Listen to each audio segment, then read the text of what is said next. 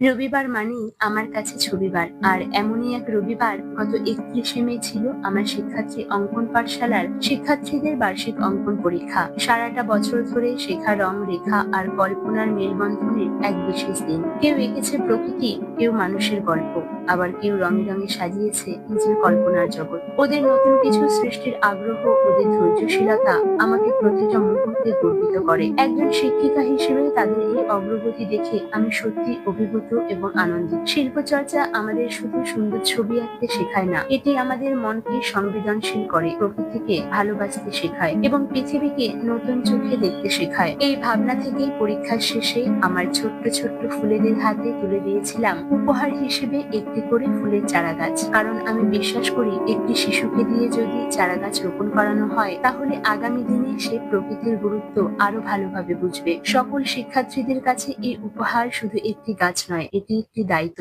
একটি ভালোবাসা, একটি সুন্দর ভবিষ্যতের প্রতীক। আমি আন্তরিক ধন্যবাদ জানাই সকল অভিভাবককে, যারা সব সময় শিশুদের পাশে থেকে তাদের শিল্পচর্চাকে উৎসাহিত করেন। আপনাদের সহযোগিতা ছাড়া এই পথ চলা সম্ভব হতো না।